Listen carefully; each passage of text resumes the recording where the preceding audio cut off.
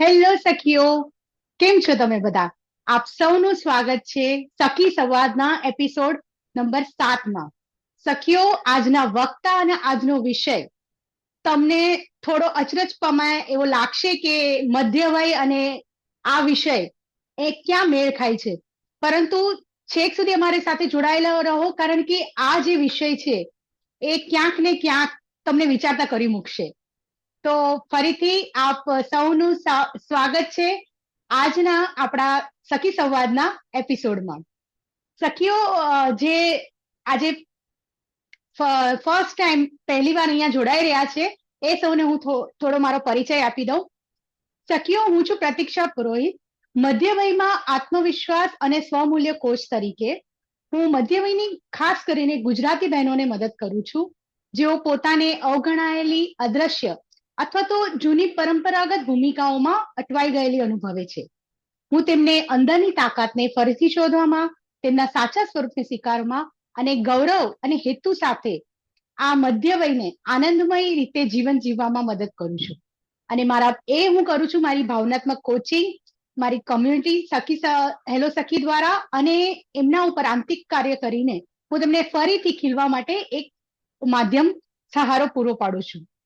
હું હેલો સખી નામના એક વોટ્સએપ કમ્યુનિટીની સંસ્થાપક પણ છું, જ્યાં અમે સખીઓ સાથે મળીને શીખીએ છીએ અને વિકાસ પામીએ છીએ, અને એક એવું વાતાવરણ ઊભું કરીએ છીએ કે જ્યાં તેમને કોઈ પણ જાતના ધાર ધોરણ વગરનું એક પ્લેટફોર્મ મળી રહે છે. અને એના ઉપક્રમે જ આ સખી સંવાદનું આયોજન કરવામાં આવ્યું છે, જે એક વિશેષ મંચ છે જ્યાં આપણે તમને અને તમારી મુસાફરીને અને તમારી અમર્યાદિત સંભાવનાની ઉજવણી કરીએ છીએ, જ્યાં નિષ્ણાતોના માર્ગદર્શન સાથે તેમના અનુભવ આપણને પ્રેરણા અને શક્તિ આપશે, અને જેથી મધ્યવયમાં આવતા પડકારોને વધુ સારી રીતે આપણે પાર પાડી શકીશું. તો સખીઓ, વધુ સમય ના લેતા આપણે શરૂ કરીએ આજના સંવાદને. અને એ પહેલા આપણા આજના ખાસ મહેમાન વક્તા નો પરિચય આપી દઉં તમને. આપણા આજના મહેમાન વક્તા છે શ્રીમતી નિશા રવિ જોશી, જેઓ એક સંસ્કાર સાધિકા છે. સાંસ્કૃતિક અને નૈતિક મૂલ્યોના પ્રચારમાં સદૈવ અગ્રસર રહેલા શ્રીમતી નિશા રવિ જોશી એક સમર્પિત ગૃહિણી અને અખિલ વિશ્વ ગાયત્રી પરિવાર શાંતિકુંજ હરિદ્વારના નેજા હેઠળ એક વિશેષ પરિયોજનાના મહત્વપૂર્ણ સ્તંભ તરીકે કાર્યરત છે. આવો ઘડીએ સંસ્કારવાન પેઢી અભિયાનના વડોદરા જિલ્લાના સંયોજક તરીકે તેઓ ભવિષ્યની પેઢીને સંસ્કારી, બુદ્ધિશાળી અને સશક્ત બનાવવાની અભૂતપૂર્વ ક્રાંતિમાં યોગદાન આપી રહ્યા છે. પ્રી પ્લાનિંગ ટુ પેરેન્ટિંગ સુધીના તેમના અભ્યાસપૂર્ણ અને સર્વગ્રાહી પદ્ધતિ દ્વારા તેઓ પહેલેથી જ માતા પિતા માટે માર્ગદર્શન બનીને બાળકોમાં ઊંડા સંસ્કાર, તીક્ષ્ણ બુદ્ધિ અને રાષ્ટ્રપ્રેમના બીજ રોપી રહ્યા છે. છેલ્લા 10 વર્ષમાં તેઓએ અનોખી સંસ્કાર સિંચન યાત્રા દ્વારા 500 થી વધુ માતાઓના જીવનમાં પ્રકાશ પાથર્યો છે, જેમના સંતાનો આજે મેઘાવી અને સંસ્કાર સભર બન્યા છે. તેમનો નિસ્વાર્થ સેવાભાવ, અડગ સમર્પણ અને રાષ્ટ્ર નિર્માણ માટેની દિવ્ય દ્રષ્ટિ તેમને એક પ્રેરણાત્મક વ્યક્તિત્વ બનાવે છે.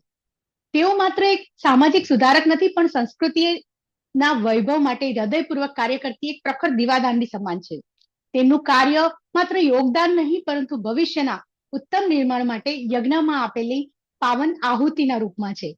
તો આવા અદ્ભુત અને ખૂબ જ પોતાના કાર્ય માટે સમર્પિત એવા શ્રીમતી નિશા બેનનું આપણે સ્વાગત કરીએ સખી સંવાદના મંચ પર.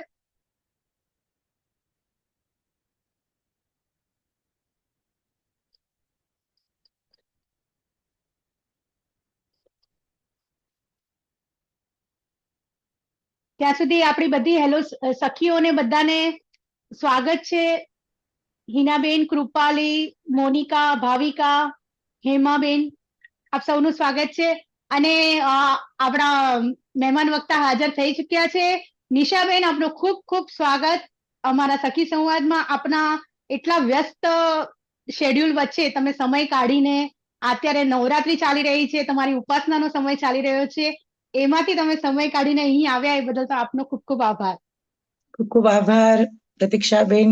તમે પણ ખૂબ સુંદર કાર્ય કરી રહ્યા છો. એક સારા કાર્ય માટે અને આટલો સરસ પવિત્ર દિવસો જેને કહેવાય ચૈત્રી નવરાત્રી, સર્વને ચૈત્ર નવરાત્રીની ખૂબ ખૂબ શુભકામનાઓ. Thank you નિશાબેન. અને સૌથી પહેલા તો જે આપણે આ વિષય લીધો છે આજનો, તો એ વિષય માટે મારો પ્રશ્ન પહેલા એ રહેશે કે તમને આ સંસ્કાર યાત્રા તરફ એવું શું હતું કે તમને આ દિશામાં ખેંચી લાવ્યું? તમારી યાત્રા કઈ રીતે શરૂ થઈ એ અમે જાણવા માટે ઉત્સુક છીએ. જી જરૂર પ્રતીક્ષાબેન. આ જે યાત્રા છે કે સંસ્કાર નવી પેઢીનું નિર્માણ, આવગડીય સંસ્કારવાન પેઢી, બરોબર. તો એ જે શબ્દ છે એ શબ્દની યાત્રાની શરૂઆત મારી ખુદની પ્રેગ્નન્સી 18 વર્ષ પહેલા જ્યારે મારે પ્રેગ્નન્સી રાખવાની હતી ત્યારથી શરૂઆત થઈ. આજના આટલા ઝડપી યુગમાં વ્યસ્ત જીવનશૈલીની અંદર 18 વર્ષ પહેલા જ્યારે આ વિચાર આવ્યો કે ના, લાવવું જ છે તો કંઈક સારું લાવીએ, કરવું જ છે તો બેસ્ટ કરીએ, કેમ બેસ્ટ ન કરી શકીએ. એના માટે અમે પતિ પત્નીએ બંને વિચાર કરી. એની અંદર પરિવારનો ખૂબ સરસ સિંહ ફાળો જેને કહેવાય એવા મારા સાસુનો ખૂબ મહત્વની ભૂમિકા હતી એની અંદર. અને એના માર્ગદર્શનથી અને ખાસ કરીને જ્યારથી આમ તો ગાયત્રી પરિવારથી પહેલેથી જ હતા એટલે થોડુંક માર્ગદર્શન ત્યાંથી પણ મળ્યું. અને એ સાથે અમારી જર્નીની આ શરૂઆત થઈ. અને અમારા ખુદની પ્રેગ્નન્સી અમે પ્લાનિંગથી કરેલી હતી. અને એનું ઉત્તમ ઉદાહરણ આજે સમાજની અંદર મારા દીકરા રૂપે મેં મૂક્યું છે. બહુ સરસ તમે તમારી યાત્રાની શરૂઆત કરી. તો જ્યારે તમે આનો અનુભવ કર્યો, પણ એવી કઈ ક્ષણ હતી કે જ્યારે તમને લાગ્યું કે આ તમારા પૂરતું સીમિત ના રાખી તમે જે અનુભવ કર્યો એને બીજા સુધી અથવા સમાજ સુધી પહોંચાડવું, એટલે એવું શા માટે તમને વિચારમાં આવ્યું એમ? બિલકુલ. વિચાર 2014ની અંદર જ્યારે ત્યાં સુધી તો મેં જોબ કરેલી છે એઝ અ ટીચર. મેં 13 વર્ષ જોબ કરી છે.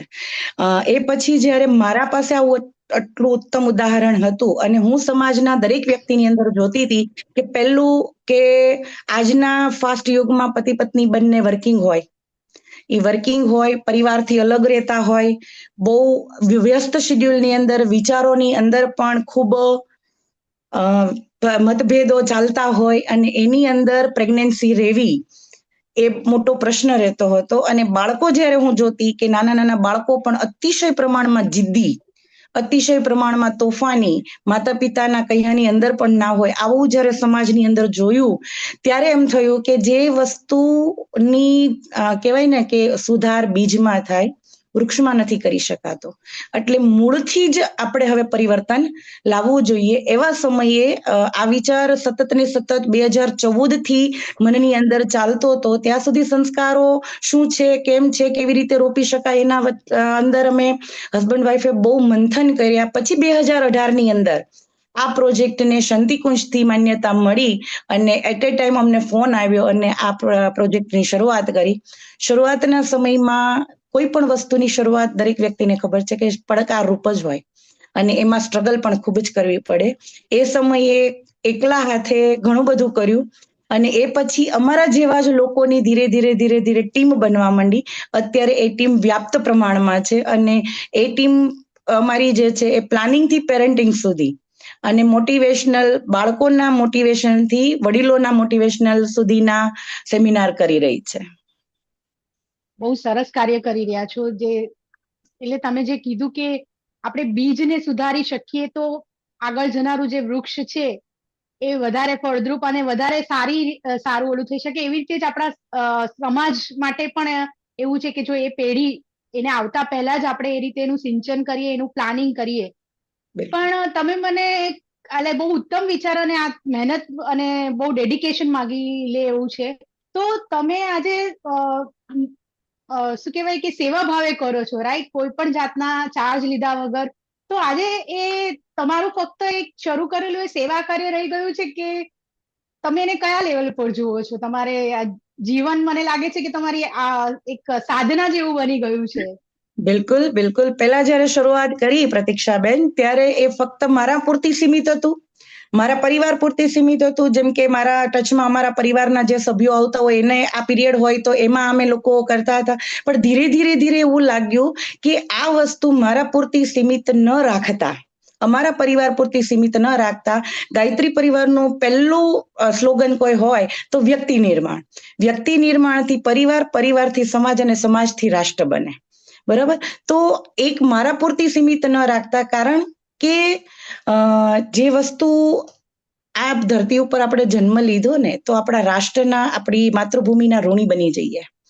એટલે સેવા પહેલા મારા પોતા પૂરતી સીમિત હતું, ધીરે ધીરે સેવાનો ભાવ જાગ્યો, કારણ કે એક એવા મિશન સાથે જોડાયેલા છીએ, કારણ કે લગભગ આજે દેશ દુનિયા જાણે છે ગાયત્રી પરિવાર શું છે, તો એની સાથે જોડાયેલા છે. તો એ પછી આ જે પ્રોજેક્ટ છે એ મારા ધીરે ધીરે મારા સેવાના ભાવની સાથે આગળ વધતા, એક સ્ટેપ ઉપર જતા, ઉપર ને ઉપર ચડતા, એ મારું અત્યારે ઉપાસના, સાધના ને આરાધના બની ગઈ છે. મારું સાધનાના રૂપમાં બની ગયું છે કે હવે આના સિવાય બીજું કોઈ લક્ષ્યાંક હોઈ શકે નહીં, એક રાષ્ટ્રના ઋણમાંથી મુક્ત થવા માટે. એટલે હવે એક સાધનાના રૂપમાં હું આને જોઉં છું, અને સાધનાના રૂપમાં જ એને હું અનુસરું છું કે ના, 24 કલાક અવેલેબલ કઈ રીતે આપણે આના માટે જ રહી શકીએ. જ્યારે આપણે છીએ તો એક ગૃહિણી, ગ્રહસ્થ જીવનમાં છીએ. ગ્રહસ્થ જીવનમાં બધી જ જે આપણી દાયિત્વ છે ઘર પરિવારના સભ્યો માટે, એ દરેક સભ્યોના સાચવી અને આ પ્રોજેક્ટ માટે કામ કરવું. દરેક વ્યક્તિ, એ વ્યક્તિઓ સાથે અમે લોહીથી નથી જોડાયેલા, ઓળખાણ પણ નથી, કશું જ નથી, પણ એક લાગણીના ભાવથી જોડાઈને આ કરીએ છીએ. અને આમાં સૌથી મહત્વનો કોઈનો ફાળો હોય તો મારા ઘરના 3 પુરુષો.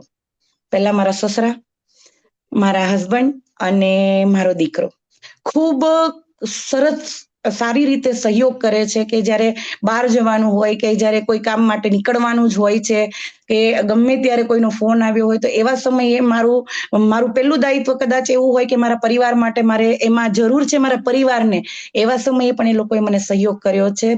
ફૂલ આમ કહેવાય ને કે ખૂબ જ સહયોગ કર્યો છે કે ના, તારું પહેલું દાયિત્વ એ છે, તું કરી દે એ પહેલા. એટલે આ સેવા સાધના છે. જ્યારે સાધના બને ને, ત્યારે દરેક વ્યક્તિ તમારા સહયોગી બની જાય છે. બહુ સુંદર તમે કહ્યું, સાધના બને ત્યારે બધા સહયોગી. એટલે તમારું ભાવ એટલો ઉન્નત છે, તમારી ભાવના એટલી સરસ છે કે રાષ્ટ્ર સેવા, સમાજ સેવા, કે બધા એને અનુકૂળ થાય છે. પણ તમારી પોતાની જે એના માટેની જે ભાવના છે ને, એ વધારે પ્રબળ છે, કે જેની હિસાબે આજુબાજુનું બધું સહયોગ રીતે ઘડાઈ આવે છે, બધા મદદરૂપ થાય છે.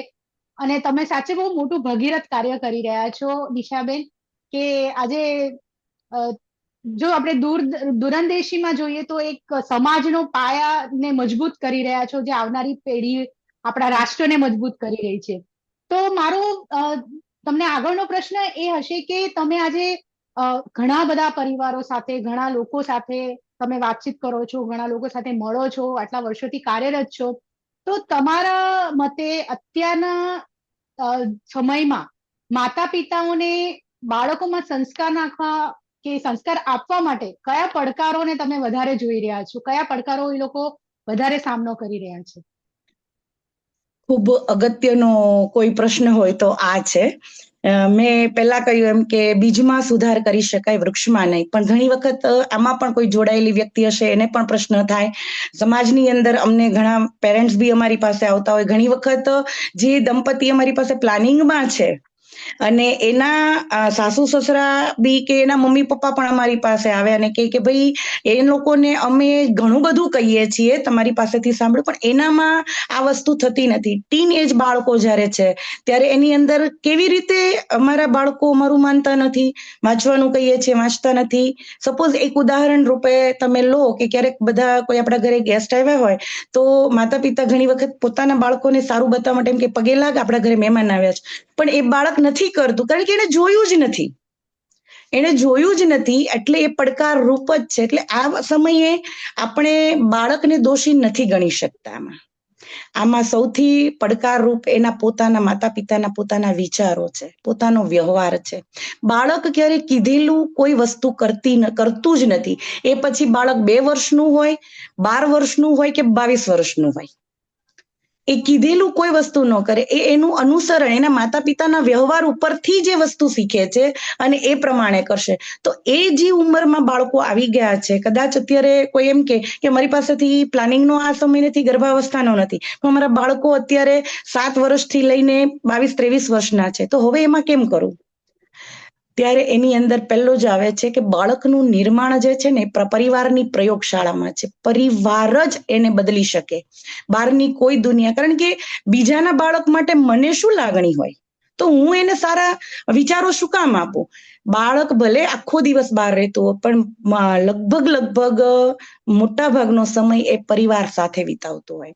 અને કદાચ વર્કિંગ માતા પિતા છે તો એ લોકોએ ખાસ સમજવા જેવો આ પ્રશ્ન છે કે બહાર ન મૂકતા દરેક બાળકની સૌથી નજદીક હોય, જેમ કે ગર્ભની અંદરથી લઈને બાળકને જ્યાં સુધી તમે સમાજમાં ન મૂકો ને ત્યાં સુધી સૌથી વધારે કનેક્ટ એની મા સાથે હોય. જે આપણો આજનો સખી સંવાદની અંદર સ્ત્રીનું મહત્વનું પાત્ર છે. આમાં બાળકના ઉછેરમાં સ્ત્રીનો મહત્વનો ફાળો છે. હું એવું નથી કહેતી ફક્ત બાળક એ માનું જ છે, માતા પિતા અને પરિવારના દરેક સભ્યોનું બાળક છે, પણ સૌથી મોટો રોલ કોઈ એક સ્ત્રીનો હોય છે. અને એના ઉદાહરણ રૂપે તમે જુઓ કે આપણે એક જીજાભાઈ ધારે ને એટલે એક માતા ધારે તો શિવાજીને લાવી જ શકે.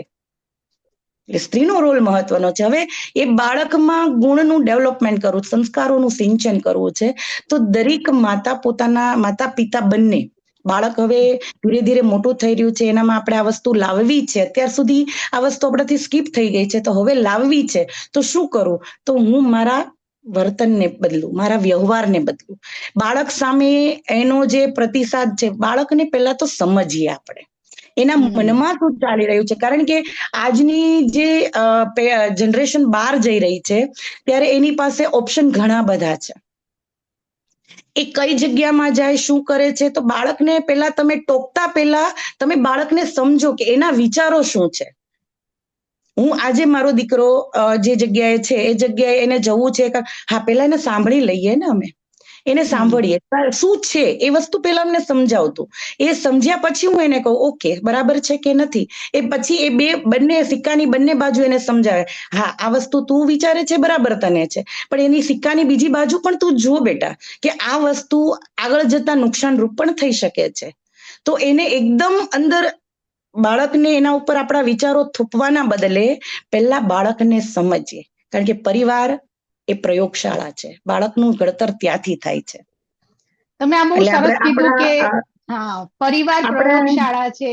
તો તમે થોડું એમાં વધારે ઓલું કરો કે કઈ રીતે ઘરનું વાતાવરણ અને માતા પિતાની સંવેદનાઓ કે ઘરની વ્યક્તિઓની સંવેદનાઓ એ લોકો એમાં શું કઈ રીતના થોડા કે ને કે મૂળભૂત ચેન્જ તો ન લાવી શકે, પણ પ્રયત્ન કરી શકે કે હજી પણ વધારે સરસ રીતે એ લોકો એ વાતાવરણ ઊભું કરી શકે.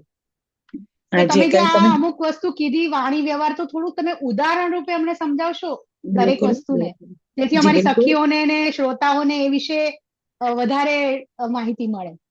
બિલકુલ. માતા પિતાએ પોતાના વાણી, વર્તન, વ્યવહાર અને આહારમાં પરિવર્તન લાવવું. હે ને, શુદ્ધ સાત્વિક. આપણે લગભગ જંક ફૂડથી જોડાયેલા છીએ. લગભગ નથી બનાવી શક્યા તો બાળકને ટિફિનમાં ચાલ હું મેગી બનાવી દઉં, અરે નથી તો પૈસા આપી દો બાળક ખાઈ લે. નહીં, માનું પહેલું દાયિત્વ છે કે બાળકને ઘરેથી જ તમે પ્રેમથી બનાવેલું, ભાવથી બનાવેલું અને એને ભાવે છે એવું જ બનાવીને આપો. એટલે વિચારોમાં પરિવર્તન. આપણે કહીએ ને કે જેવું ખાઈએ અન્ન તેવું બને મન. એટલે વિચાર એમાં નાખો તમે, એ વિચાર એના પેટમાં જશે અને પેટમાંથી એના મન ઉપર જશે. વાણી અને વ્યવહાર બંને બદલવો પડે. દરેક પરિવારના દરેક સભ્યોએ, એક વ્યક્તિથી નહીં, દરેક સભ્યએ એની અંદર બદલાવવો પડે. આ તમે સીધું વાત કરીએ ને, આપણે જીનેટિક સાયન્સને બદલવાની વાત છે. તો વાણી, વર્તન અને વ્યવહાર ને ભોજન જ્યારે બદલાય તો એના માટે પરિવારના દરેક સભ્યોનું દાયિત્વ આપણા બાળક માટેનું પહેલું રહેવું જોઈએ કે પ્રોફેશનલ છીએ, બહાર જઈ રહ્યા છીએ, જોબ કરીએ છીએ, પણ રાત્રિના સમયે એક સમય એવો નક્કી હોવો જોઈએ કે રાત્રે કમ્પલસરી પરિવાર સાથે જ ભોજન કરીએ. સમૂહ ભોજન કરો. જમતી વખતે મોબાઈલ, ટીવી બધું જ ને છોડી દેવાનું, બધાએ સાથે બેસી જે છે. જ્યારે આ સમૂહ ભોજનનું પ્રકલ્પ આવશે ને ત્યારે એ ભોજન કદાચ સ્વાદિષ્ટ નહીં હોય ને તો પણ એમાં સ્નેહ અને પ્રેમ ભળેલો છે એટલે સ્વાદિષ્ટ જ લાગશે. એ સમયે ચર્ચા કરો, તમે સારી સાત્વિક ચર્ચા કરો, પ્રામાણિક ચર્ચા કરો. કોઈ હિંસક વસ્તુ જોવાની નહીં, કારણ કે મોબાઈલ ને ટીવી બંધ થશે એટલે ઉગ્ર ચર્ચા પણ ભોજન સમયે ન થવી જોઈએ. અને એ પછી જ્યારે આપણો વ્યવહાર, તો રાત્રે વિચારને બદલવો છે, વ્યવહાર તો આપણે બદલીએ જ છીએ, ભોજન સામૂહિક કરીએ છીએ. તો વિચારને બદલવા માટે ભોજન પછી થોડીક વખત સમય કાઢી, અડધી કલાક, પોણી કલાક, જે કાંઈ સમય છે એ સમય દરમિયાન કોઈ એવું સારું સાહિત્ય લો અને એના ઉપર તમે સ્વાધ્યાય કરો સમૂહમાં, પરિવાર સાથે બેસી. આજના બાળકોને સમાજની અંદર આપણે જ્યારે મૂકીએ છીએ, સમાજના એક્ઝિબિશનની અંદર, ત્યારે ઘણા પડકારો એની સામે આવશે. તો એ પડકારોની સામે ટક્કર ઝીલવા માટે સૌથી ઉત્તમ આપણા શાસ્ત્રોની અંદર કોઈ સાહિત્ય હોય તો શ્રીમદ ભગવદ્ ગીતા. તો બાળક ટકી રહેશે, ક્યાંય ભટકશે નહીં. અને જ્યારે સંસ્કારોની વાત આવે છે કે પડકાર માતા પિતા કઈ રીતે પરિવાર કહી શકે, એટલે વાણી, વર્તન, વ્યવહાર માટે આ વસ્તુ કરવાની સાથે બાળકને આપણા સંસ્કારોનું કોટિંગ એક વખત વિચાર કરવા માટે એને મજબૂર કરી દો, એવું કરી દો, એને તૈયાર કરો કે બેટા બહારની દુનિયામાં અનેક પ્રકારના લોકો તને મળશે, અનેક પડકારો મળશે, બધા વ્યક્તિ તારું હિત ઈચ્છે એવું જરૂરી નથી. માતા પિતા ઔષધિ પણ પાય અને પ્રેમ પણ કરે. એટલે જ્યારે તું કઈ પણ વસ્તુ તારી સામે આવે છે, એક વખત આંખ બંધ કરી તારા માતા પિતાનો ચહેરો તારા સામે લઈને આવ. એટલે ઓટોમેટિકલી એ ભટકવાની પહેલા વિચારશે, ના, આ વસ્તુ મારા પરિવારમાં નહીં ચાલે. એટલે મારા ઘર પરિવારના સંસ્કારોનું લેમિનેશન, સાદું કાગળ હોય ને પ્રતીક્ષાબેન, તો એની ઉપર પાણીનું એક ટીપું પડે ને તો બી એ કાગળ ફાટી જશે. પણ લેમિનેશન કરેલું, પ્લાસ્ટિકનું લેમિનેશન વાળું કાગળની ઉપર એક ગ્લાસ પાણી ઢોળાય ને તો બી એ ફાટતું નથી, કારણ કે એની ઉપર કોટિંગ ચડેલું છે. એમ જ્યારે બાળકની અંદર એ કોરી સ્લેટ છે, ગર્ભમાં આવતાથી લઈને 12 વર્ષ સુધી બાળક કોરી સ્લેટ છે. એની અંદર તમે ધારો એવું ચિત્ર દોરી શકો છો, તમે ધારો એવા રંગ પૂરી શકો છો. 12 વર્ષ સુધી, ગર્ભમાં આવતા પહેલાથી લઈને 12 વર્ષ સુધી બાળકનું ડેવલપમેન્ટ હોય છે, એનો વિકાસ થતો હોય છે. એ સમય દરમિયાન જે માતા પિતા એને સમય આપી દે છે પોતાના પરિવર્તન સાથે, ત્યારે એ બાળકમાં તમારે કોઈ જ વસ્તુ કરવાની રહેતી નથી, આપોઆપ એની અંદર સંસ્કારો વણાતા જશે. એમાં કોઈ 110% ગેરંટી સાથે હું કહી શકું આટલા વર્ષના અનુભવ પછી. નહીં, બહુ સરસ તમે કહ્યું. અને સાચે જે પ્રશ્ન આ વિષયને લઈને અમુક અમારી સખીઓમાં અને શ્રોતાઓમાં હતો કે હવે અમે શું કરી શકીએ. અત્યારે અમારા ટીનેજ બાળકો છે, તો તમે જે શરૂઆતમાં એના વિશે જે કહ્યું કે વાણી, વર્તન, વ્યવહાર અને આહાર, એમાં તમે બદલાવ લાવીને હજી પણ સમય એટલો ઓલો નથી ગયો, હજી પણ તમે જેટલો બાળકો તમારી સાથે છે એટલા સમયમાં પણ તમે ધારો તો તમારા ઘરનું વાતાવરણ અને ઓવરઓલ ફક્ત બાળકો માટે નહીં પણ એક પરિવારને પણ સ્વસ્થ હેલ્ધી રાખવું હોય તો તમે જે કીધું એ જો આપણે એનું પાલન કરીએ તો આપણું એક પરિવારમાં પણ એ જે સુમેળ, સુસંવાદિતા રહેશે, એકબીજા માટે રિસ્પેક્ટ રહેશે, આદર, પ્રેમ રહેશે. તો ચોક્કસથી તમારી જે આ તમે કહ્યું એ ઉપયોગી થશે. અને હવે આવી તમે જે કરો છો એના પરિપ્રેક્ષ્યમાં કે માની લઈએ કે અત્યારના અમે જે મધ્યવયની અમે છીએ, આપણે છીએ કે આપણા એ સમય નથી કે હવે કોઈ ગર્ભ સંસ્કારની કે આપણને ઓલું હોય, પણ એમના સંતાનો હવે ટીનેજમાં છે, તો ભવિષ્યમાં એ લોકો માતા પિતા બનશે અથવા એમની આજુબાજુના જે છે સ્નેહીઓ, એમાંથી કોઈ એ એજ ઉપર છે કે નવું ચાલુ કરવા જઈ રહ્યા છે પોતાનો સંસાર, તો એ લોકોને થોડી જાણકારી મળે એ માટે તમે કઈ રીતે કાર્ય કરો છો? નવદંપતિ સાથે કઈ રીતનું તમારું આખું નર્ચરિંગ હોય છે એ વિશે તમે પ્રકાશ પાડશો? બિલકુલ. આ પ્રોજેક્ટ જે છે એ અમારું પ્લાનિંગ થી પેરેન્ટિંગ સુધીનો છે, હે ને. એટલે પ્લાનિંગ એટલે ઘણી વાર આમાં તમે પ્રોફાઇલમાં જે લખ્યું કે ગર્ભ સંસ્કાર પ્રશિક્ષક, એટલે તરત જ લોકો કે અમારા માટે નથી. ઇવન અમે જ્યારે આ પ્રોજેક્ટના પ્રચાર પ્રસાર માટે જઈએ, હે ને, તો ત્યારે લોકો એમ કે જો સપોઝ ઉદાહરણ રૂપે આપણે મૂકીએ કે કોઈ કથા ચાલતી હોય, હે ને, કોઈ 7-8 દિવસની કે 9 દિવસની કથાઓ ચાલતી હોય, એમાં પણ અમે પ્રચાર માટે જઈએ. કોઈ કીટી પાર્ટી હોય તો એમાં પણ અમે આના પ્રચાર માટે જઈએ છીએ કે તમારી પાસેથી સમય જતો રહ્યો છે, પણ તમારી આજુબાજુ જે કઈ માણસ, કારણ કે ઘણી વાર આગળની ચિંધ્યાનું પણ પુણ્ય હોય છે. મને નથી, પણ ના, તું કર, તને સારો ફાયદો થશે. આજે જે એક અમારે 2 દિવસ પહેલા જ એક ફોન આવ્યો છે અને અત્યારે અમારી ટીમમાં વાત થઈ, એ દીકરી અહીંયાથી દ્વારકા જતા હતા, બસમાં એને અમારા કોઈ કાર્યકર્તા મળ્યા, એની સાથે એના સંવાદમાં એને નંબર આપલે કર્યો અને એ લોકો પ્લાનિંગમાં છે, તો અમારી પાસે કાઉન્સેલિંગમાં આવ્યા, હે ને. તો તમને થોડું ઘણું નોલેજ છે તો તમે એને સુધી પહોંચાડી શકશો કે ભાઈ આ સારું છે, તું કર. તો હવે પ્લાનિંગ થી પેરેન્ટિંગ સુધીમાં અમારો પ્રોજેક્ટ કઈ રીતે કામ કરે છે, તો લોકોને ઘણી વખત અત્યારે તમે ફેસબુક ઉપર જાઓ કે કોઈ પણ માં સર્ચ કરો તો ગર્ભ સંસ્કાર ટ્રેનરો બહુ બધા છે, બહુ બધું તમને એની અંદરથી મળશે, બરોબર. પણ ગાયત્રી પરિવારને લગભગ બધા જ જાણે છે. ગાયત્રી પરિવાર દરેક વસ્તુ ફ્રી ઓફ કોર્સ કરે છે, કોસ્ટ કોઈ જ ચાર્જ લેવામાં આવતો નથી. આ બધું ફ્રીમાં થાય છે. ફક્ત આ પ્રોજેક્ટ અમારો લાગણી અને પ્રેમથી જોડાયેલો છે, કારણ કે ગુરુદેવનું સ્વપ્ન હતું મનુષ્યમાં દેવત્વ, પૃથ્વી ઉપર સ્વર્ગનો અવતરણ. તો આપણે સ્વર્ગમાં જઈશું કે નહીં જઈએ એ તો બહુ દૂરની વાત છે, પણ આ પૃથ્વી જે ભારતીય સંસ્કૃતિ છે એને સ્વર્ગ બનાવવું છે, તો આવનારી પેઢીને આપણે સુસંસ્કૃતિક બનાવી. તો જ્યારે પ્લાનિંગમાં છે ત્યારે પ્લાનિંગમાં કોઈ દંપતી માતા પિતા બનવા જાય છે ને, તે માતા પિતા બનતા પહેલા એ પતિ પત્ની બને છે. અને પતિ પત્ની જ્યારે બને છે એ પહેલા એ લોકો ગ્રહસ્થ જીવનને, વિવાહ સંસ્કારને સમજે.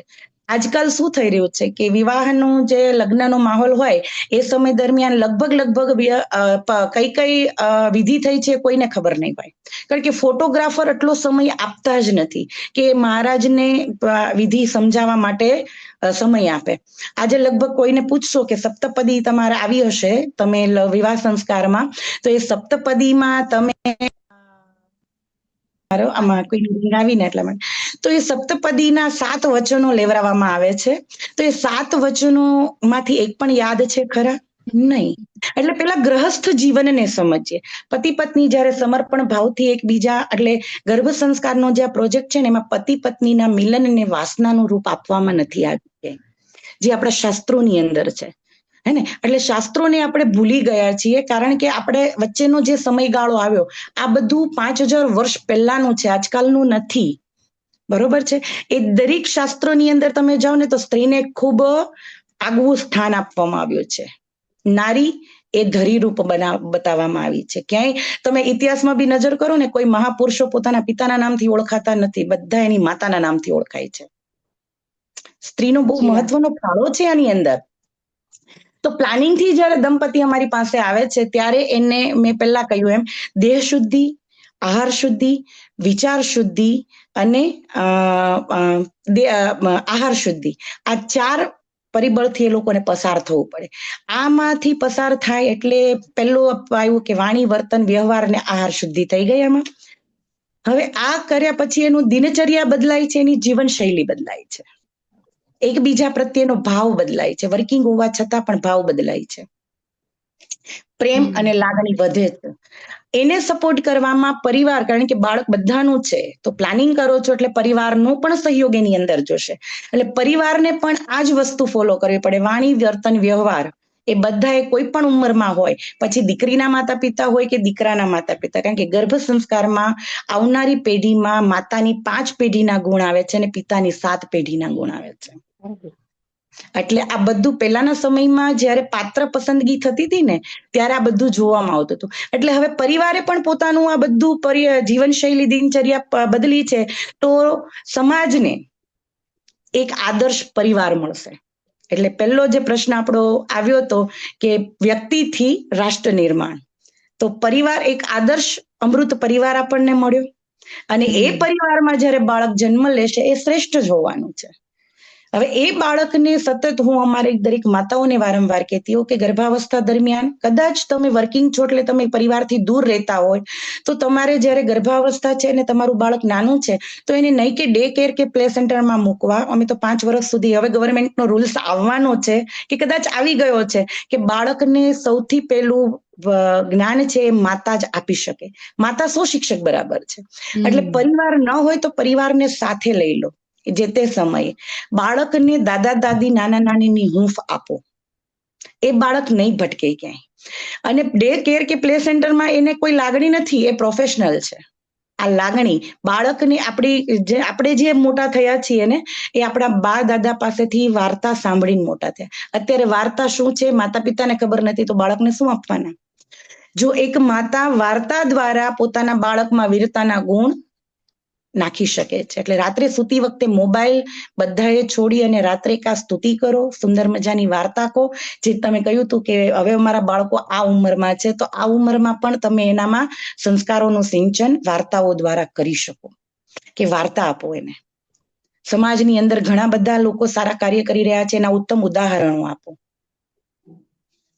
અમારી પાસે ઘણા બધા એવા પરિવાર છે જેમણે આ ઉદાહરણ એક આપીને આગળ આપણે જઈએ કે એ લોકોએ જીવનના ઘણા બધા વર્ષો થઈ ગયા, રિપોર્ટ્સ નોર્મલ હોવા છતાં પણ પ્રેગ્નન્સી નથી રહેતી.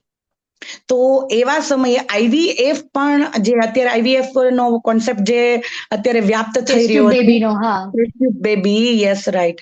તો એ ટેસ્ટ ટ્યુબ બેબી આજે 10 વર્ષ પહેલા કોઈને ખબર પણ નથી પડતી, બરાબર છે. તો એ અત્યારે દરેક ગાયનેક હોસ્પિટલની અંદર ચાલી રહ્યો છે. શું કામ? તો કે નથી રહેતું. 1-2 વાર ટ્રાય કરી, 2 વર્ષ 5 વર્ષ ટ્રાય કરી, નથી રહ્યું, તો હવે આ વસ્તુ તમે આગળ વધો. પૈસાની અંદર હોમવાના જ છે, બરાબર.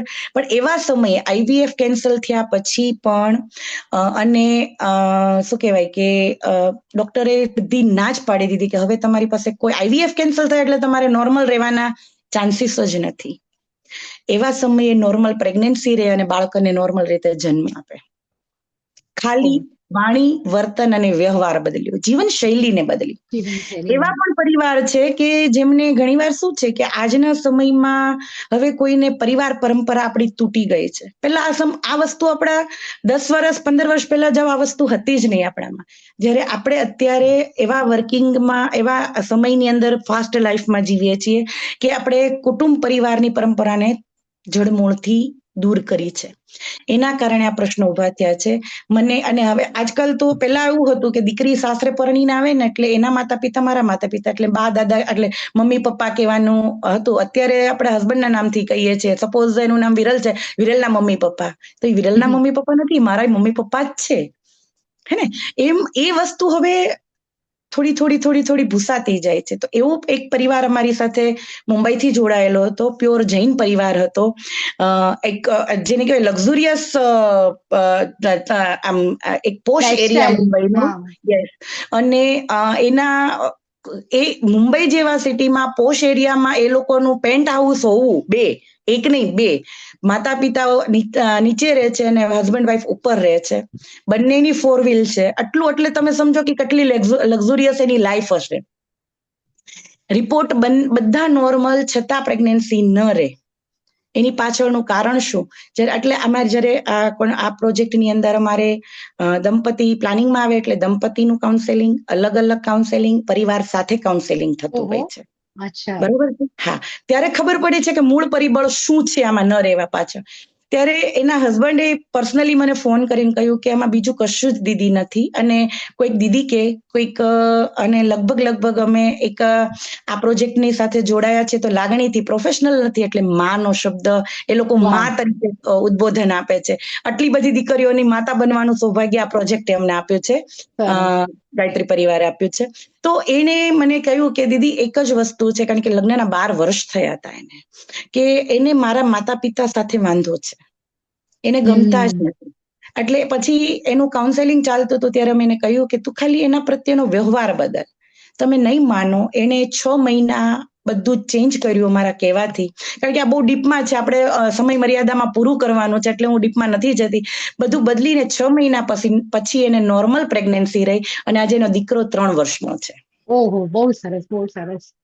એટલે હમણાં તમને પૂછવાની જ હતી, કારણ કે આજે વાતો કરી અને તમે જે એના જીવંત ઉદાહરણો આપો તો શ્રોતાઓ સમજી શકે કે કેટલા ડીપ સુધી તમે કામ કરો છો. જે કાઉન્સેલિંગ, એ તમે મૂળ ગોતો છો. તમે એક કયો ને કે તમે કયો છો કે તમે ડોક્ટર કે ઓલા નથી, પણ તમે એકચ્યુઅલી જેમ ડોક્ટર નિદાન કરે એ રીતે તમે સાચી સમસ્યાનું મૂળ ગોતી અને કાઉન્સેલિંગ દ્વારા, અને કેટલું સરસ કહેવાય કે ફક્ત તમે એ લોકોના શું કહેવાય, જ્યાં એ લોકો ખૂટી રહ્યા છે કે જ્યાં ખોટા જઈ રહ્યા છે, ફક્ત એમને એની એને જાગૃત કરવાના છે એ દિશા તરફ, અને એના દ્વારા પણ એ લોકો પોતાનું, એટલે આજે પ્રોબ્લેમ માંથી બહાર આવી શકે છે.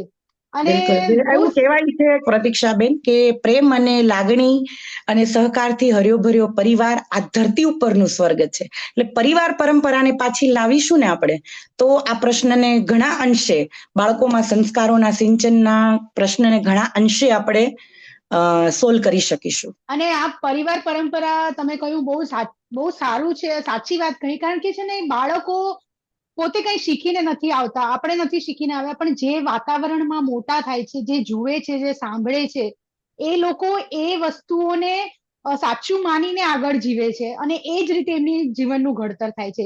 તો શરૂઆતના જે તમે કીધું પહેલા 5 વર્ષ છે બાળકના, એટલે એના ઉપર જે વાતાવરણનો પ્રભાવ પડે છે એની જીવનની દિશા નક્કી કરે છે. બિલકુલ બિલકુલ. અને તમે જે રીતે કહ્યું, અને આપણે સૌ માનીએ છીએ કે સાચે સ્ત્રી ફક્ત એક એક પરિવારનો હિસ્સો કે એક નોર્મલ સાધારણ ગૃહિણી નથી, પણ એના એ સમાજ ઘડતરની એના ઉપર જવાબદારી છે એક જોતા જઈએ તો. એટલે એને ઈશ્વરે યોગ્ય સમજી છે, એનામાં એ શક્તિઓ. ઈશ્વરે પણ સર્જનહારનું બિરુદ આપ્યું છે ને. હા, ઈશ્વરે પણ સર્જનહારનો એ બિરુદ, કારણ કે ભગવાનને પણ પૃથ્વી ઉપર આવવા માટે માતાની જરૂર પડી હતી. સર્જનહાર તો એની પોતાનું દાયિત્વ કેટલું વધી જાય છે, ન ફક્ત પોતાના સંતાન પ્રત્યે પણ એક સારા રાષ્ટ્રના નિર્માણમાં પણ એનો બહુ મોટો સિંહ ફાળો છે. તો તમે જે રીતે તમે જે સમજાવ્યું અને ઓલું કર્યું, અને એને વધારે આ વાતોએ વધારે મહત્વનું બનાવી દીધી છે સ્ત્રીને, આપણી સખીઓને, કે એ લોકોએ પોતાને શું કહેવાય નીચા કે ઓછા ના ગણવા જોઈએ. નીચા ના શું કહી શકું, પણ અત્યારની જે આપણે કહીએ છીએ ને 8 માર્ચ તો કે મહિલા દિવસ, સ્ત્રી માટે કોઈ દિવસ ન હોય. અને બીજા નંબરે કે એને પોતાની જાતને એમ કે પુરુષ સમૂહવડી એવો શબ્દ લઈને આવે છે. અરે એ સમૂહવડી ક્યાં છે? એ તો પુરુષથી એક સ્ટેપ ઉપર છે. કારણ કે એક સ્ત્રી 9 માસ પોતાના ગર્ભની અંદર એક પુરુષને પાળી પોસીને જન્મ આપી શકતી હોય, તેની સમૂહવડી ક્યાંથી? સમૂહવડી થવા માટે એક સ્ટેપ નીચે આવવું પડશે. આ તો ઉપર ઓલરેડી આપણે ઉપર જ છીએ. એટલે આપણે પેલા આપણી મહત્તાને સમજીએ. નારીની મહત્વતા, આપણી મહત્વતા શું છે? સમૂહવડી નથી. સમૂહવડી બનવા માટે કદાચ તમને જોબ માટે કે ભાઈ ચલો હું એનાથી પણ સારું કમાઈ શકું છું, આ કરી શકું છું, એજ્યુકેશનમાં હું આગળ જઈ શકું, તો એ તો તમારું પ્રોફેશનલ લાઈફ થઈ છે. એમાં તમે કરી શકો છો, એમાં કરી બતાવી પણ શકો છો.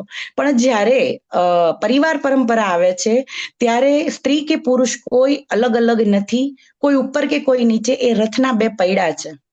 એક નાનું કે એક મોટું હોય તો રથ ચાલે જ નહીં. એટલે પરિવાર પરંપરાની અંદર જ્યારે બાળ નિર્માણની વાત આવે છે, જ્યારે પરિવાર નિર્માણની વાત આવે છે, ત્યારે બંને સાથે મળી અને ચાલવું પડશે. એના માટે જે આપણો બીજો પ્રશ્ન એમ હતો ને પ્રતીક્ષાબેન, એમાં પાછું ફરી જવું પડે કે પડકારરૂપ.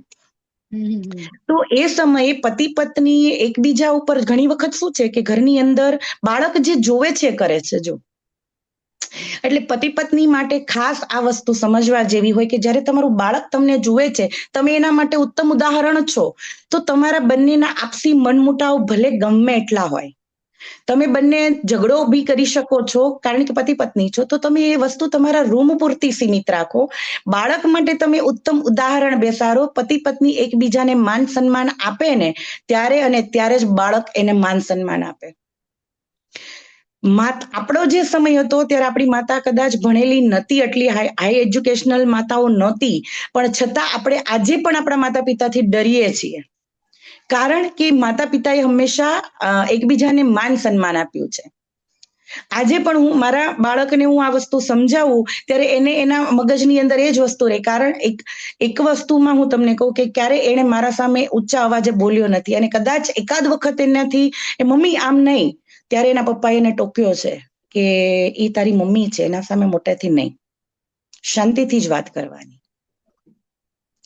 કારણ કે એ પણ મારી સાથે શાંતિથી જ વાત કરે છે. ને હું એટલે ઘણીવાર શું છે, માતાઓ કે પિતા ઘણીવાર એમ કે તારા પપ્પા આવા જ છે, તારી મમ્મી આમ જ છે, એને કશી ખબર જ નથી પડતી.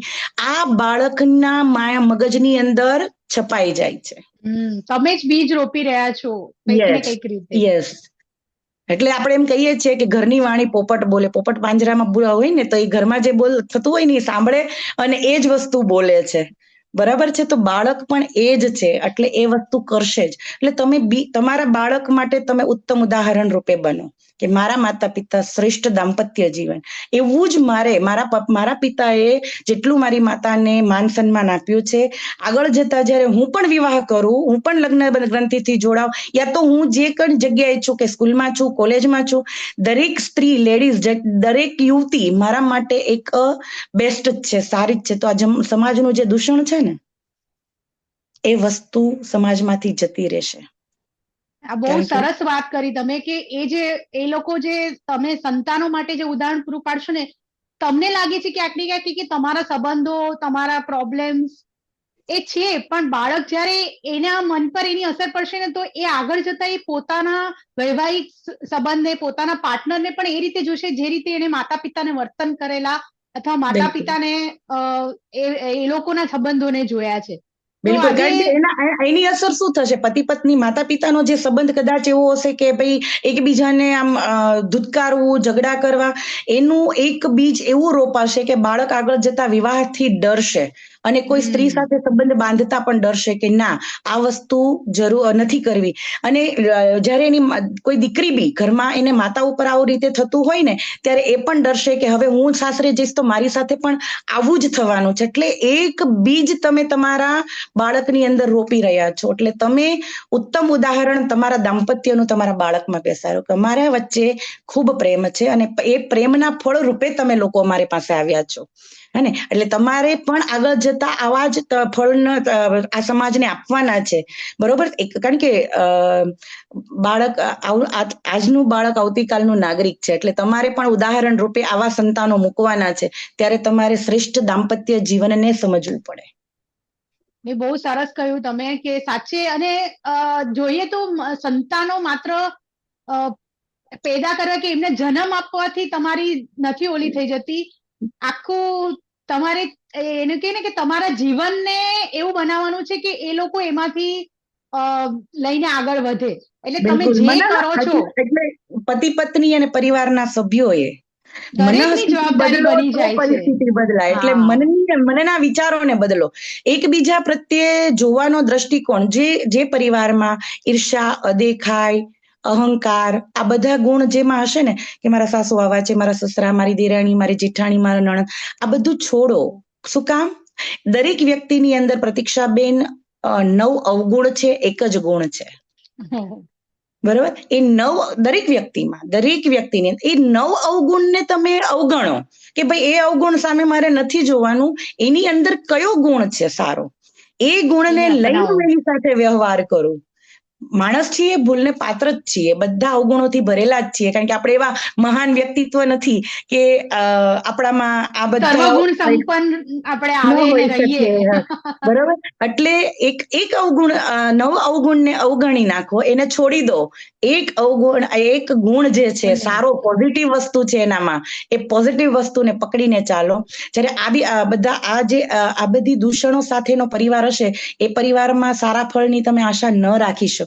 તો મારે મારા સમાજની વચ્ચે મારા પરિવારને ઉદાહરણ રૂપ મૂકવો છે, તો મારે પહેલા મારી મનઃસ્થિતિ બદલાવવી પડે, મારા પરિવારને બદલવો પડે, મારા વિચારોને બદલવા પડે. ત્યારે એક સમાજની અંદર હું મારા પરિવારને અમૃત પરિવાર, આદર્શ પરિવાર તરીકે હું રાખી શકું.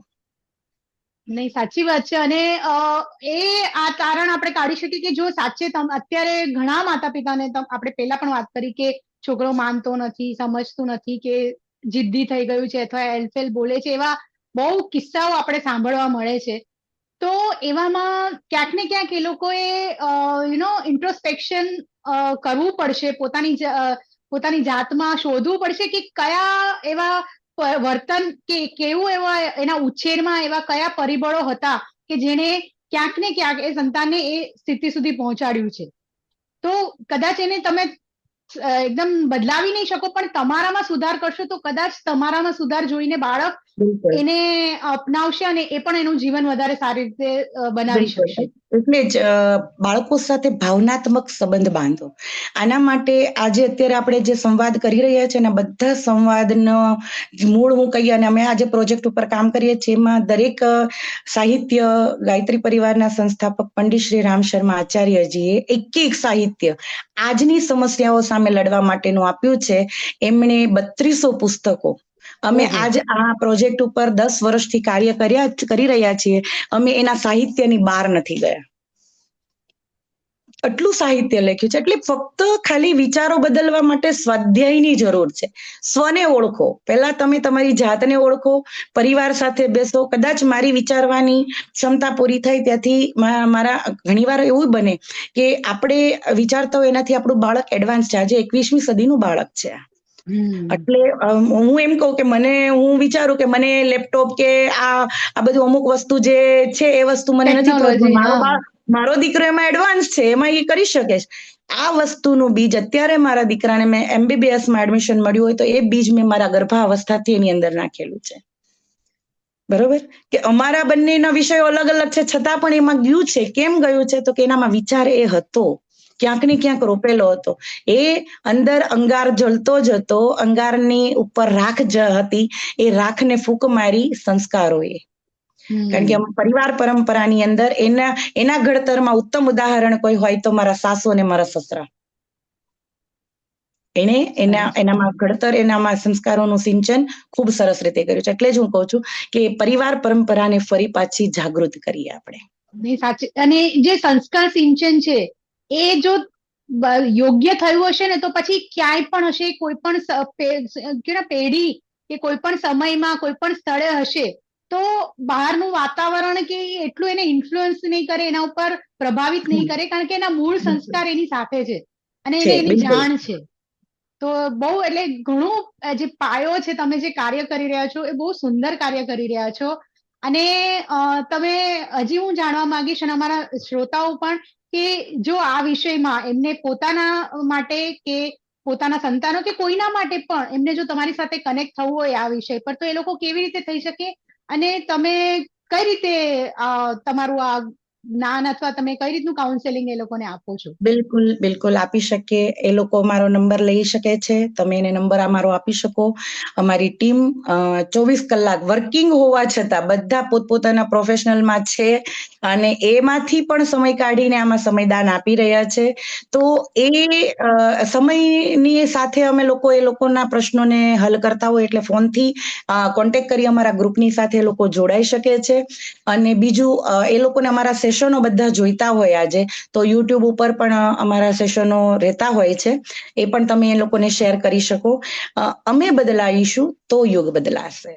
એટલે સમાજને જ્યારે બદલવો છે, મારી ક્ષમતા નથી. એક વ્યક્તિ કે કોઈ એક સંગઠન કે કોઈ એક સંસ્થા યુગને બદલી ન શકે, સમાજને બદલી ન શકે, પણ બધા જ જ્યારે એક જ વિચારના થઈ જાય, એક જ વિચારવાળી બધી જ વ્યક્તિઓ એકત્રિત થઈ જાય ત્યારે આ સંભવ છે.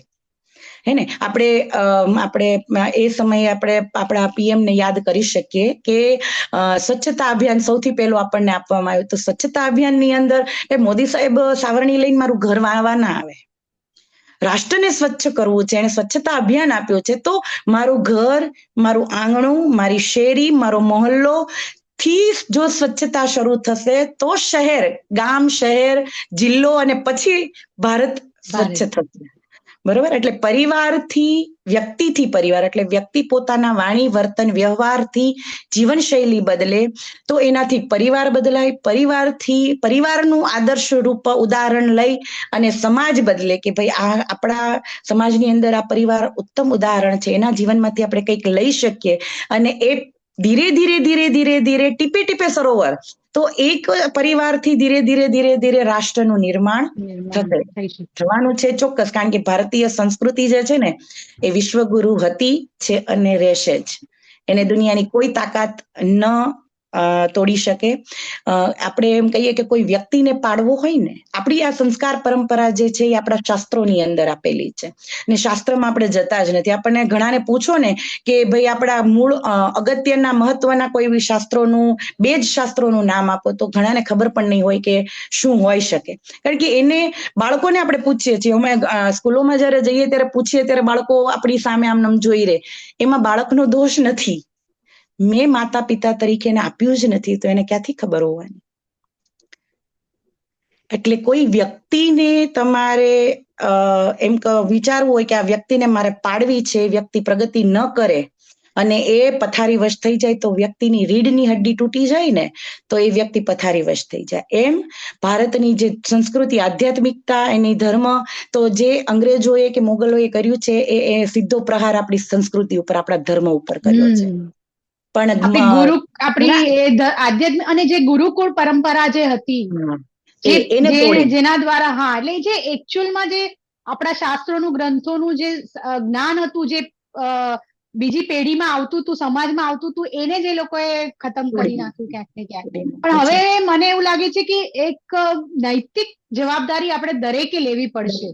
દરેકની છે. તમે જેમ કહ્યું એમ શરૂઆત આપણાથી જ કરવી પડશે. કારણ કે ક્યાં સુધી આપણે રાહ જોઈને બેસશું કે કોઈ બદલશે, કે દુનિયા બદલશે અને વાતાવરણ સારું થશે? આપણે કહીએ છીએ કે આ નથી સારું, આ નથી સારું, સમાજ આવો છે, પડોશી આવા છે, ઘરના આવા છે, તો ક્યાંક તો કોઈકે શરૂઆત કરવી પડશે. અને આપણે અત્યારે હાજર છે એમાંથી હું દરેકને કહીશ કે તમે આ વિચારને તમારા મનમાં રોપો અને કંઈક ને કંઈક તમે જ્યાં જે જગ્યાએ કરી શકો એને એક આપણા રાષ્ટ્ર પ્રત્યે આપણે જીવન લીધું છે, તો ફક્ત આપણા પૂરતું નથી, એ આપણી સમાજને, આપણા રાષ્ટ્રની પણ આપણે પ્રતિ કંઈક કાર્ય, આપણી જવાબદારી બને છે, નૈતિક જવાબદારી બને છે. તો એના માટે કંઈક ને કંઈક આપણે કાર્યરત રહેવું પડશે.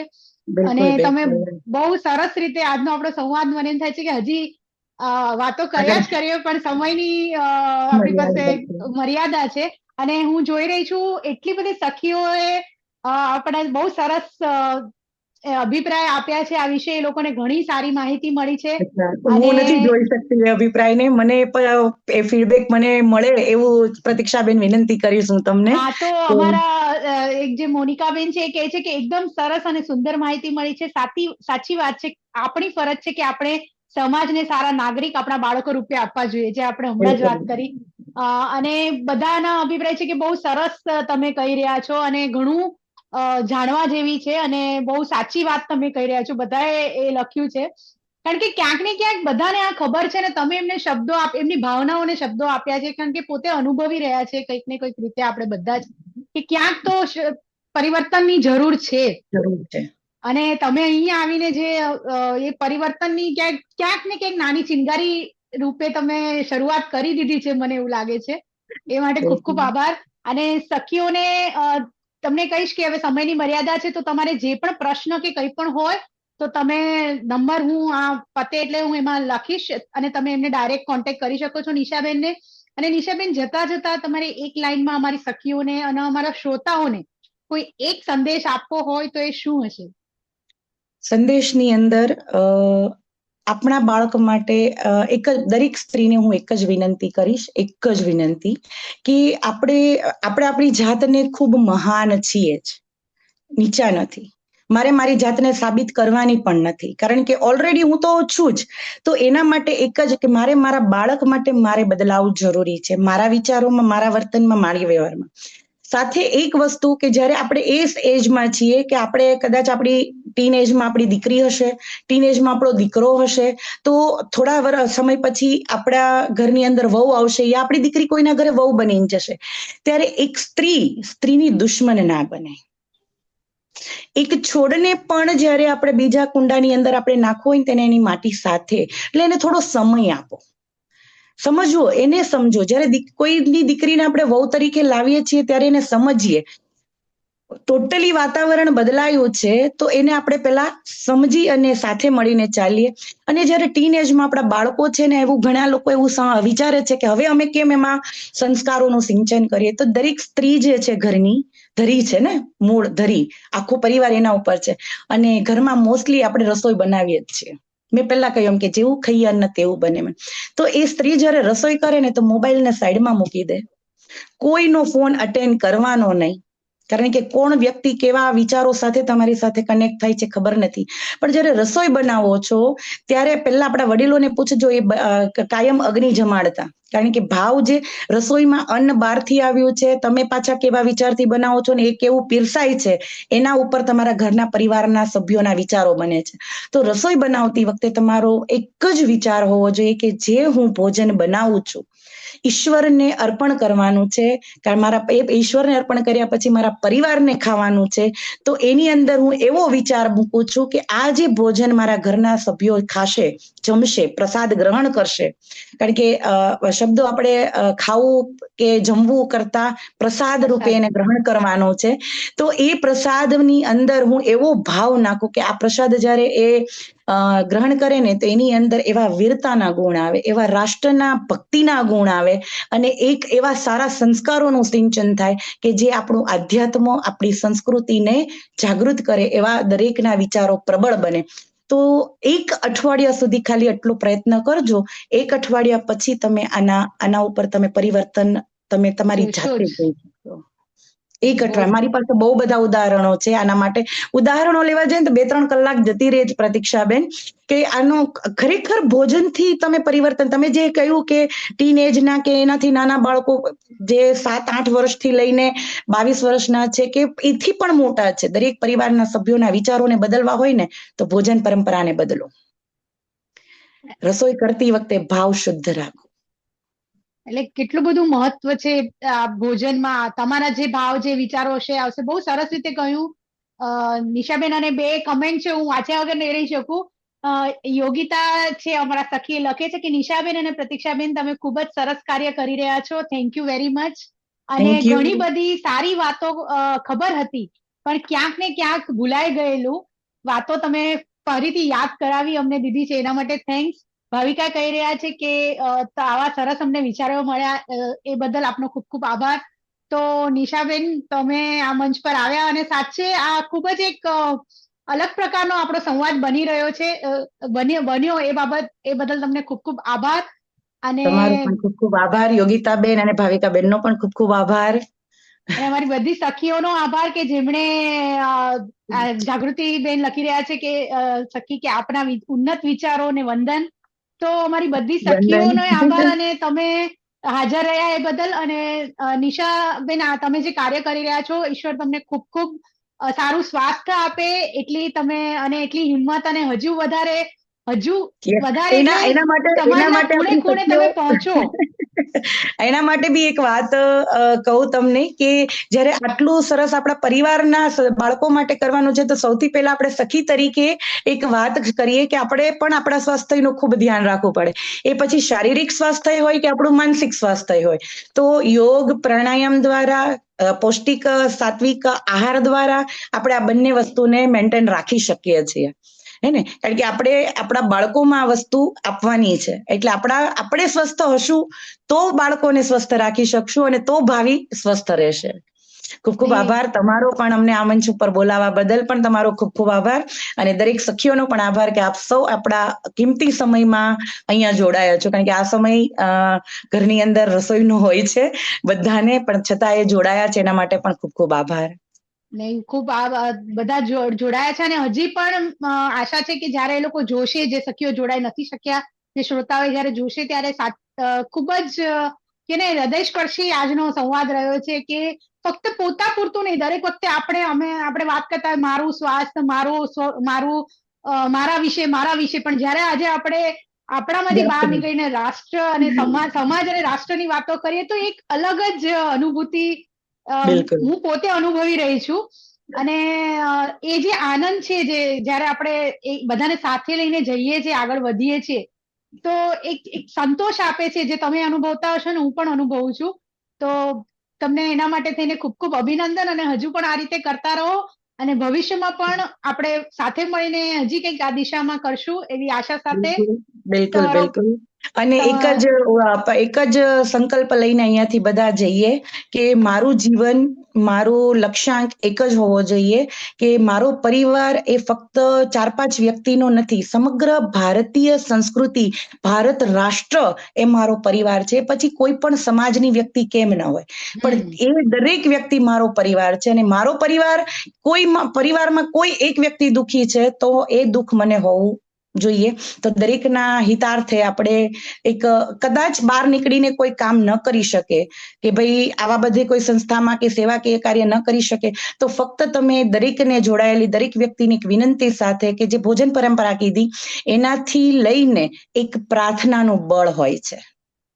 તો રોજ બંને ટાઈમ આપણે ભગવાનની પૂજા અર્ચના કરતા હોઈએ છીએ ત્યારે એક દીવો એવો પ્રગટાવી, ભગવાનની બાજુમાં એક દીવો બીજો પણ પ્રગટાવી અને પ્રાર્થના કરીએ કે પરમાત્મા રાષ્ટ્રના દરેક જીવ માત્રનું કલ્યાણ થાય એવી મારી પ્રાર્થનાનું બળ હોવું જોઈએ. અને હું દરેકના હિતાર્થે તમારા ચરણોમાં પ્રાર્થના મારી અર્પણ કરું છું. એક ઘરે બેસીને પણ આપણે આ વસ્તુ કરી શકીએ છીએ. વસુદેવ કુટુંબકમ તમે જે કહો છો એ બહુ સુંદર ને સાચી એ વાત છે. આપણું મૂળભૂત, આપણા શાસ્ત્રોનું મૂળ છે વસુધૈવ કુટુંબકમ.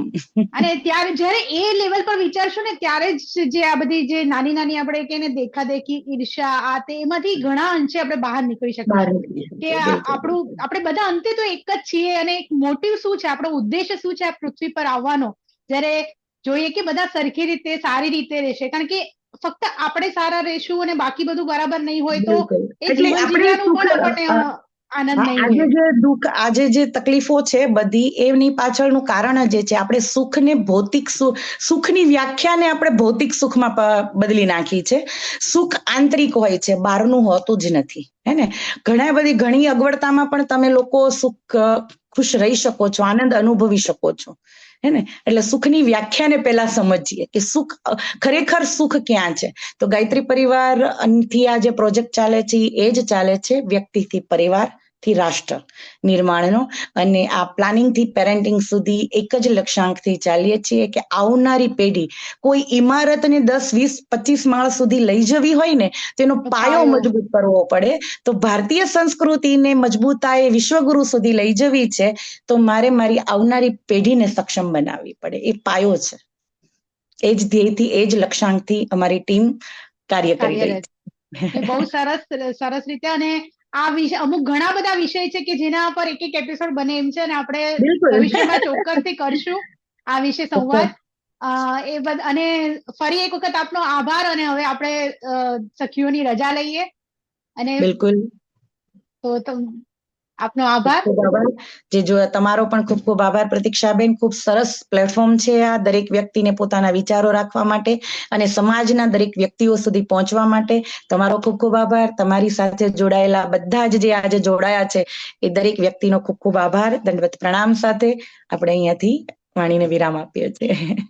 Thank you. તો સખીઓ, આપ સૌનો આભાર કે તમે બધાએ આ મંચ ઉપર હાજર રહ્યા, આજના સરસ સંવાદમાં સાથ આપ્યો અને આટલી સરસ રીતે અમને કમેન્ટ આપીને અમને પ્રોત્સાહિત કર્યા. તો સખી સંવાદનું અને હેલો સખી અને મારું એક જ ઉદ્દેશ્ય છે કે સખીઓ, મધ્યવય એ અંત નથી, એક શરૂઆત છે નવા અધ્યાયની. તો તમે આ અધ્યાયને એક નવા ઉમંગથી લ્યો અને કંઈક શીખો અને કંઈક આગળ વધીએ આપણે સાથે મળીને. અને એ ઉદ્દેશ સાથે ફરી આપણે આવતા સખી સંવાદમાં મળીએ, એક નવા વક્તા સાથે અને એક નવા વિષય સાથે. ત્યાં સુધી સ્વસ્થ રહો અને આનંદમાં રહો અને ક્યાંક ને ક્યાંક આપણી રાષ્ટ્ર ભાવનાને તમે જાગૃત રાખો. તો એ સાથે સૌનો આભાર. આવજો.